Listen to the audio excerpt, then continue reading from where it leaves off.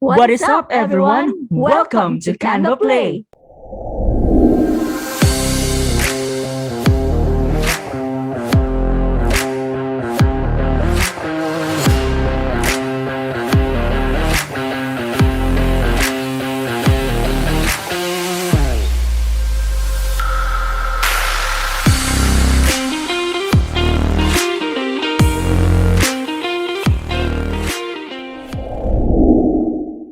Hello, good hearts and godsends. My name is Simon and welcome to our channel Canva Play.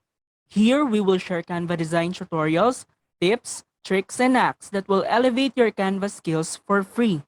For those who are new to this channel, you can subscribe to our channel if you find it helpful and get updated on the latest posts we share here from time to time by turning on your notifications.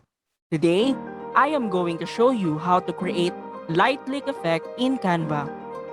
A light leak is a hole or gap in the body of a camera or other optical instruments where light is able to leak into a normally light tight chamber, exposing the film or sensor with extra light. This light is diffuse, although parts within the camera may cast shadows or reflect in a particular way. In this tutorial, I will show you how I can use these light leak elements or photos in creating a beautiful design. So let's not make it longer, but first, let me show you the sample that we will create.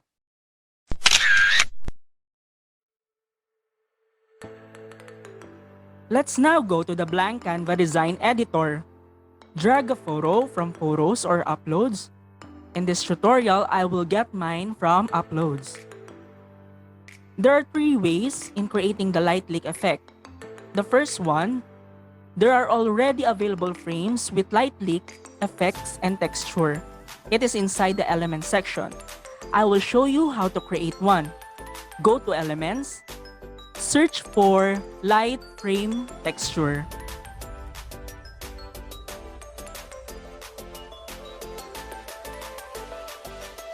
Go to Graphics,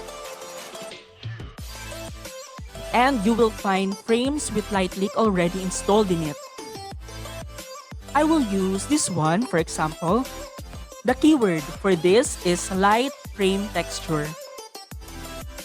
Now, drag the frame and let's insert the image inside it.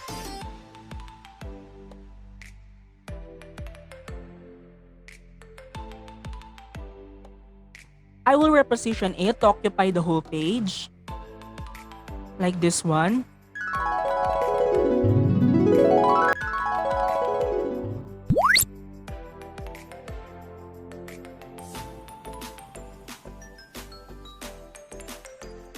And here's the result of it, a frame with a light leak effect.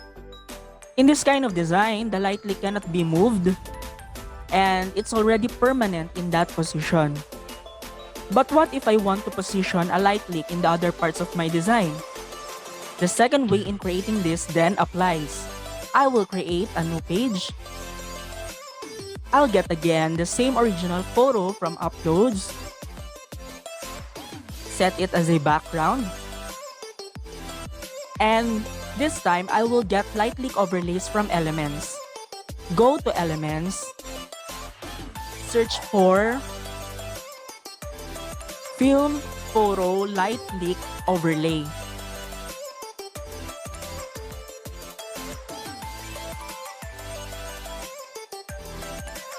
Go to Graphics,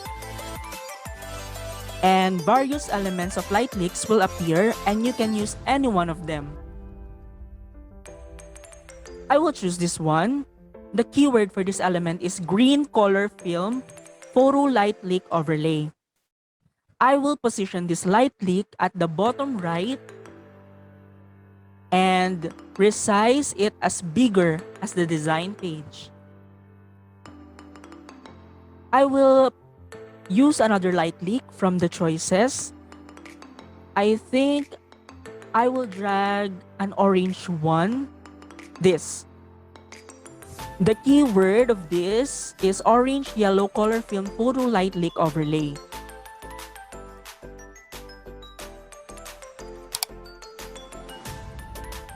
I will rotate it counterclockwise at 90 degrees. Position it at top left. Here, and drag it down and size it as bigger as the design page again and make a little adjustment. This is how it looks like using the second way. Now, what if I want to make a design using a particular color of light leak? The third way in creating this then applies. I will create another open page. I'll get again the same original photo from uploads, and again I'll set it as my background. This time, I will not get the light leak overlays from elements but from photos instead. I will go to photos and I'll search for the color of your choice plus the word light leak. So, I will show you how they look like using a particular color you want. So, for example, if I type purple, then light leak, enter, all the color purple light leaks will appear instantly. Another example, let's change purple into green. Typing green light leak, then you'll see beautiful green light leaks appear right away. But in this design, I will use yellow.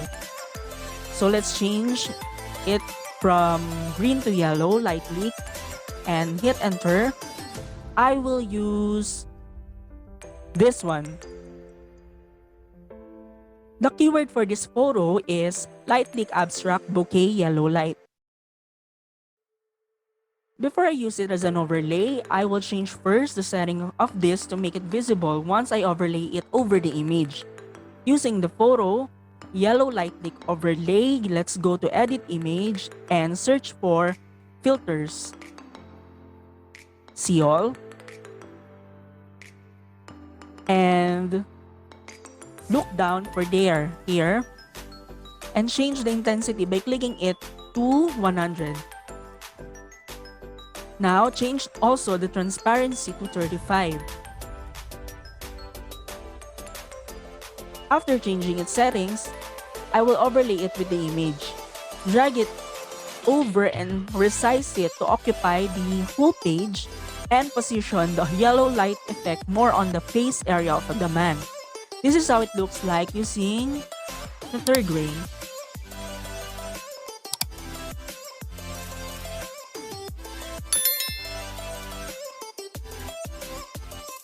Again, I will show you the light leak effects designs I created one by one, starting from the first option to the third. The first one, using the light leak frame from elements. The second one, using light leak elements from elements. The third one, using light leak photos from photos. That's it.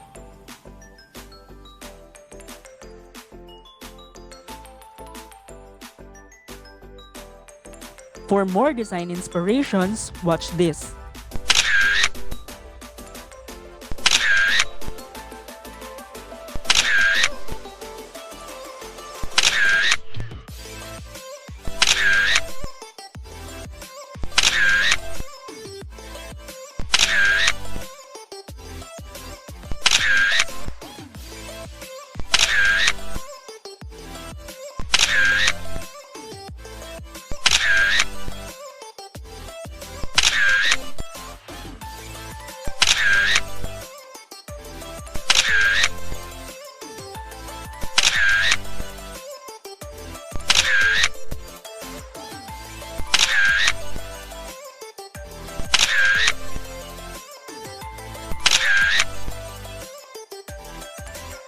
If you like this video, don't forget to give us a thumbs up, and to be updated with our upcoming videos, click subscribe.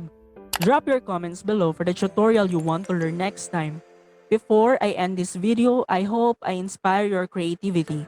I'm Simon, your good heart VA, saying, sharing is caring. In behalf of Pinky, Gods, and VA, thank you for watching this till the end. Don't forget to hit that little bell icon so you don't miss the next video from Pinky with another exciting Canva tutorial. Bye guys! See you in the next video!